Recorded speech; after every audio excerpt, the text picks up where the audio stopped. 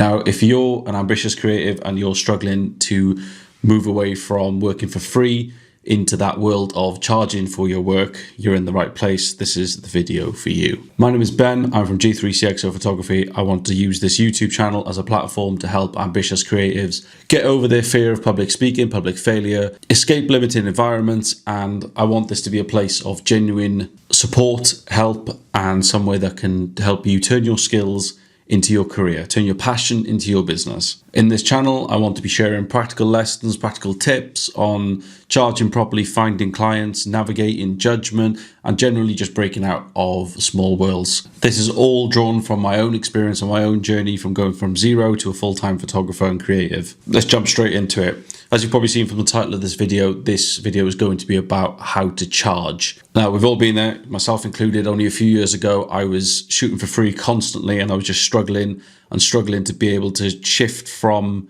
shooting for free to doing paid work. This was for a variety of reasons. I didn't know how much to charge. I didn't know what other people are charging. I didn't know how much people were willing to pay. I didn't know. Now in this video, I'm just going to be straight from the off. I'm not going to give you exact numbers. I'm not going to tell you the exact amount you should be shooting for because it's different for everyone. But I'm going to give you a framework and formulas and 5 different methods into deciding how much you should be charging. Now, I am looking at my laptop because I'm going to be referring to this a lot because I've made notes and I've made like formulas, but I will put these on screen somewhere. But yeah, like I said, I'm going to give you 5 different frameworks on deciding how much you should be charging as a photographer. Now, this will be applicable to various levels of careers, but yeah, we're going to start going through them. So, number 1.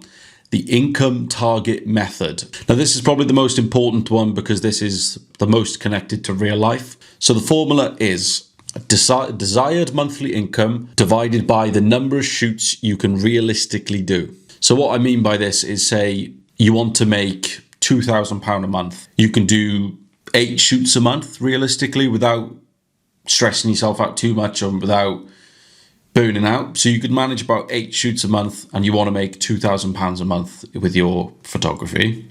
So you need to do £2,000 divided by 8. So the amount of money you want to make versus the amount of shoots you're realistically able to do.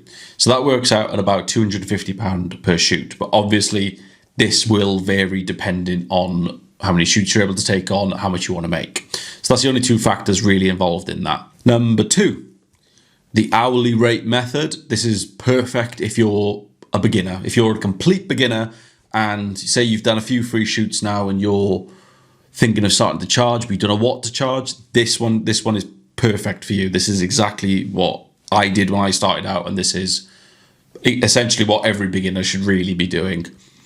So this is your hourly rate, so how many pounds per hour you want to make, times the total hours it takes to do the shoot.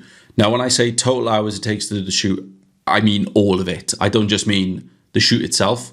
I mean the editing, the travel, the communication, everything. So the best way to do this is, again, I'm not an advocate for shooting for free unless it's in the right situation, but this is one of those situations.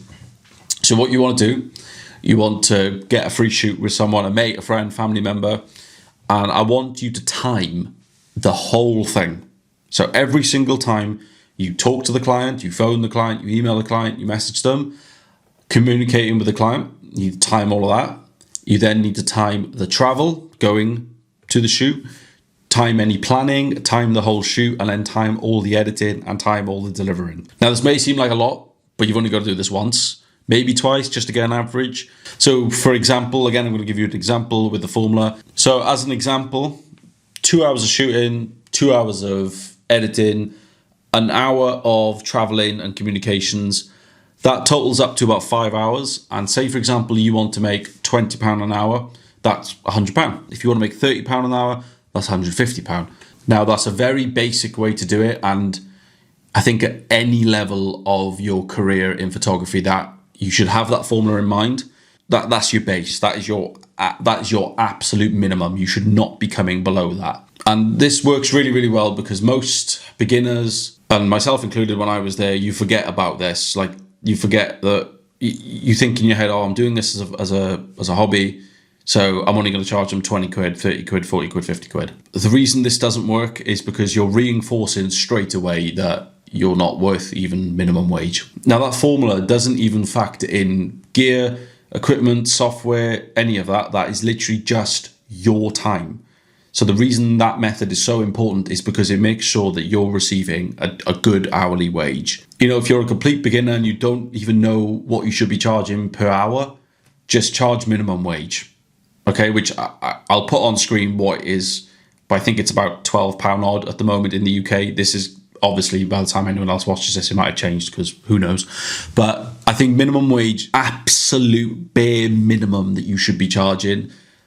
Anything below that, and you're ripping yourself off. You really are trading your time for not a lot of money. I think £20 to £30 is a fair rate, but this will obviously change for everyone. This is different for everyone in everyone's areas. Minimum wage, it should be minimum wage as the bare minimum. But yeah, that hourly rate method is a really, really good method for figuring out what you should be charging if you're an absolute beginner to charging. Number 3, the value-based method. So this is usually best for established businesses, dealerships. And in my experience, this is kind of where the real money is made, because you're not pricing for your time, you're pricing for the value to the client. So what do I mean by that? So as an example, let's compare the hourly method versus the value method here. So if someone comes to me and says, I want to sell my £100,000 car and I need quality photos to help sell it for the maximum price and as fast as possible. If you charge them the hourly rate method here, you know, you're only going to charge them £100, £150, depending on your hourly rate, of course.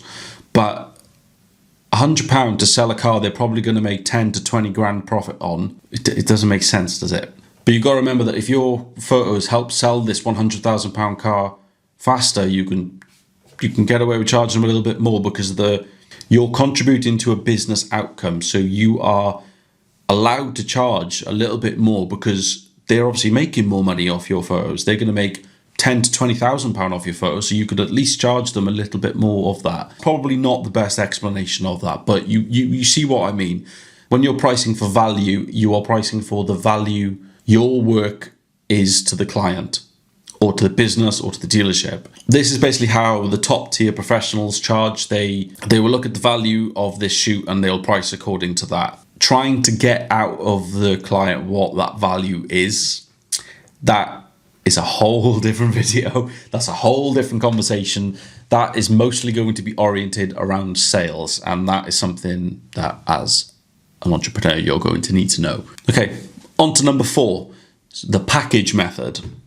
This is probably the most scalable method. So instead of pricing per hour, you create packages. What do I mean by that? An example of that is, say, the basic package for £100, 10 photos. The standard package, £180, 20 photos. And then say a premium package, £300, 30 photos plus a reel. These are just examples. Please don't copy that. So this makes buying as easy as possible for the client, because they've got set options and set prices put in front of them.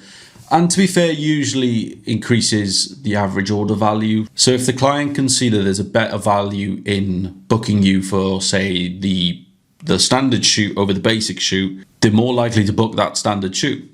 So that's about pricing these things strategically, looking into that pricing psychology. You know, clients prefer options. It's the same as if you were buying a camera now, or a lens, and someone just said, or Canon said, right, here's 3 lenses that will suit what you need.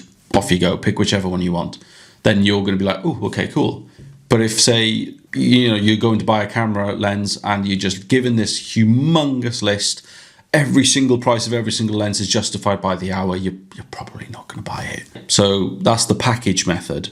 Again, inside this package method, make sure you're accounting for the hours you put in. Exactly like we said with the hourly method, that has got to be your absolute baseline.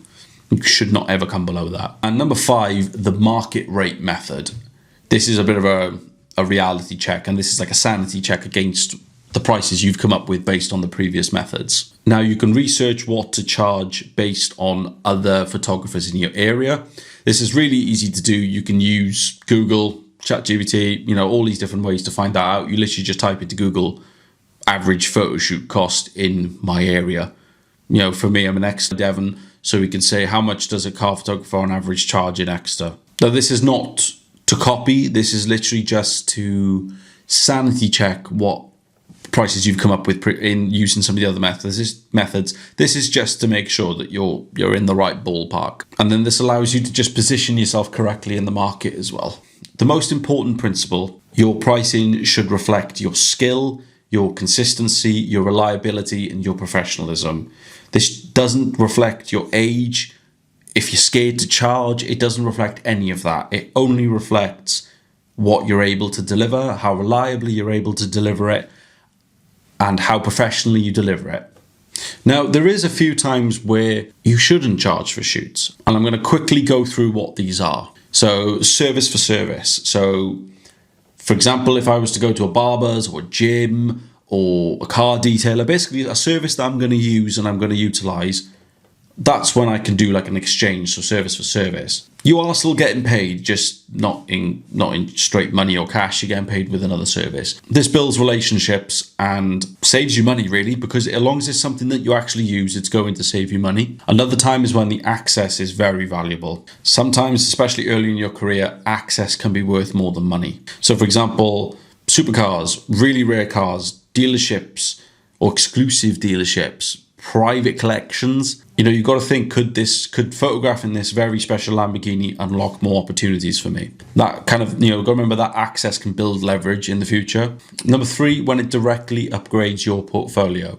So if your current portfolio is not at the level you want it to be at, this is when you could possibly look at shooting for free for someone. A better portfolio will equal better clients, which will then equal higher rates down the line or more work down the line. If this shoot will improve your perceived level, it's then an investment, but only if it genuinely improves your positioning. It's all about what your goal is and where you want to be in the market and what you want to do. Number 4, when it builds a strategic relationship. So sometimes long-term clients are worth a lot more than just one invoice. You're working with a client and there is potential for long-term work, but you need to get your foot in the door. Sometimes that's when shooting for free works. So if you're working with a client who's going to pay you £1,000 a month for the next 2 years, sometimes letting them off that first invoice to get your foot in the door is a way to do it. Now, they're not all clients are going to pay you £1,000 a month, but this is just an example. This is just a numbers sake, an easy round numbers. So that initial shoot is an investment. Number 5, charity events. With charity events, you build goodwill, you network, you build a bit of brand credibility, and this charity work is obviously going to be incredibly valued by the charity. This charity work will help build a reputation, give you some variety in your portfolio too. This isn't just for car photography, this is for all kinds of photography. But definitely go shoot some charity events. You'll be surprised by the people you meet at charity events. And the final time you should be shooting for free is probably going to be when you're documenting your own journey. So what I mean by that is when the content itself will generate you income down the line, or the content itself is an investment in your future. So this can be things like making a YouTube video for your sponsors and for audience growth. As an example, as a prime example for this channel, you're then investing in your platform. Now, sometimes when it comes to charging, you have just got to make that leap, and sometimes it will make you nervous and it'll bring butterflies in your stomach and it'll be a bit like, I feel bad charging. But sometimes you've got to do it and the confidence follows. Now, I hope this video has helped, and I hope this has given you some real life examples on what to charge for your car photography. And my long-term goal with this channel is, like I said in the beginning, I want to be able to help as many young creatives as possible. So if anyone out there has any questions about what to do for their car photography business, anything you're scared of, any situation that you feel like I can help you with, please drop it in the comments. I look at all the comments, I answer all the comments. I will do my best to make another video on it. So please, if you could hit that subscribe button, it doesn't cost you anything to do so. Share this video with your friends, save the video, click everything. This really, really helps me grow the channel and will help me make more videos in future that will hopefully help as many young creatives and ambitious creatives as possible. Thank you very much for watching, and see you next time.